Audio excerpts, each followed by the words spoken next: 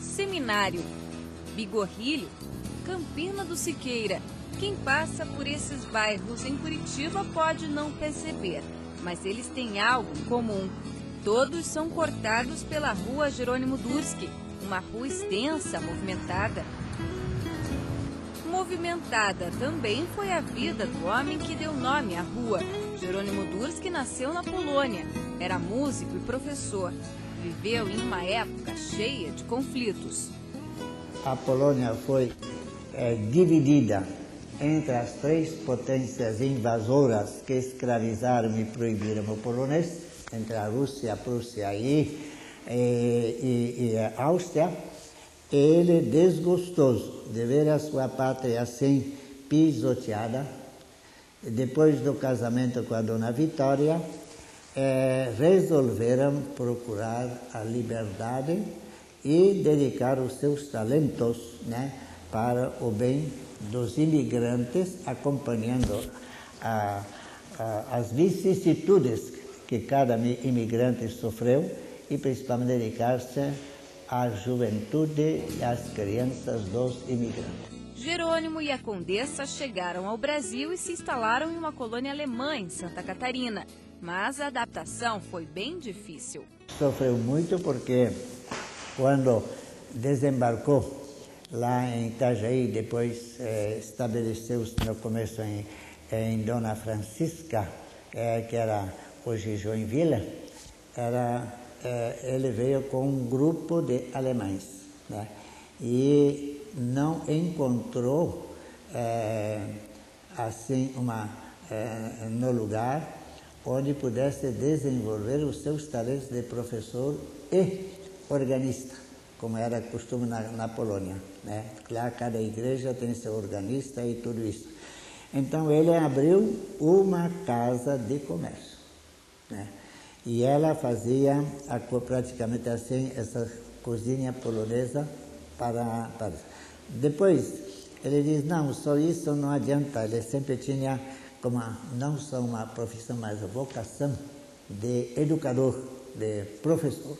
Então resolveu mudar-se para o Paraná.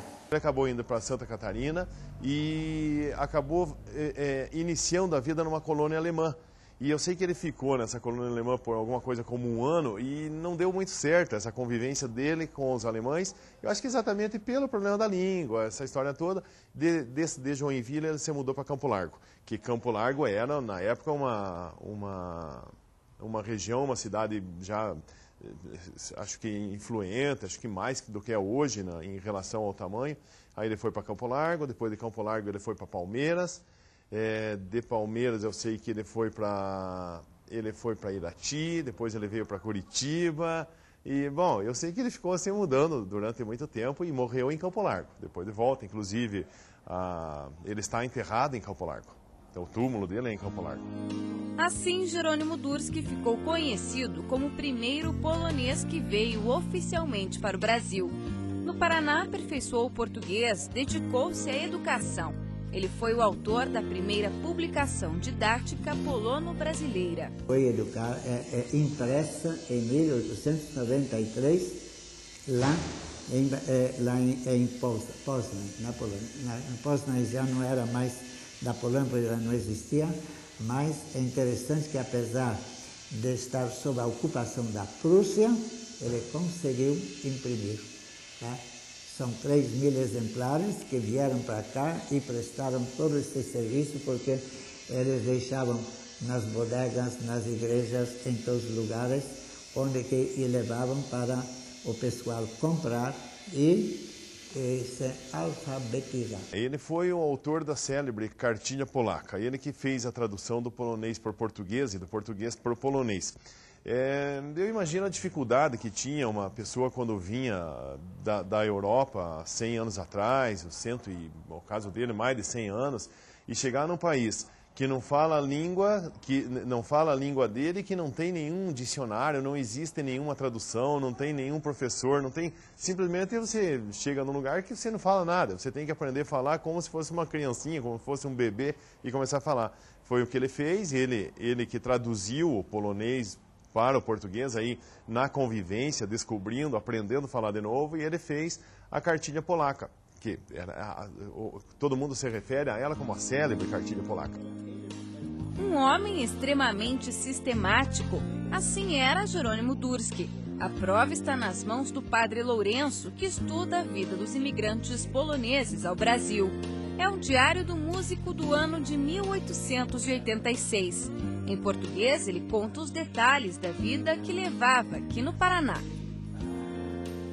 Na convivência, a gente vê que era um homem super metódico, anotava tudo, tinha um grande relacionamento com as pessoas, não só polonesas, mas brasileiras e as autoridades, pelo diário, porque ele anotava tudo. Anotava o que ele comprava, quem ele recebia, o que ele fazia. E era um homem também de fé, porque ele sempre anota que domingo ele participava às 10 horas ou no outro da missa juntamente com o povo. Quer dizer, ele não fazia barreira, não se separava como professor dos outros, mas estava sempre num bom relacionamento. Já usou essa pedagogia da boa acolhida, do bom relacionamento que é tão necessário para educar mais pelo testemunho do que apenas pelos manuais. Jerônimo Dłuski marcou a história do país dele no Brasil. Ele foi lembrado, inclusive, pelo Papa polonês João Paulo II, quando visitou Curitiba no ano de 1980. Quando eu estava no estádio de Curitiba, o Papa, o Karol Wojtyła, teve lá. Quando ele fez o discurso, ele fez uma referência e falou o nome do Jerônimo Dłuski, tipo assim, desde que o Jerônimo Dłuski chegou no Brasil, a colônia polonesa está no Brasil, é muito religiosa, uma das características do povo polonês é a religiosidade, sabe? Então, eu acho que com certeza, até no Vaticano tem a história dele, dessa vinda para o Brasil. Esse é original de 1886. E se ele fazia todos os dias, então deve ter muitos desses diários. Fevereiro de 1886, quinta-feira. Já passava o transporte, a temperatura da atmosfera é bem fria. Hoje fui perguntar se a cadeira é vaga em Nobatel, mas isto tudo é uma ilusão. O manda-me para outro e nada vem. Deixou para nos indagar. Dei escola e 2 lições de piano.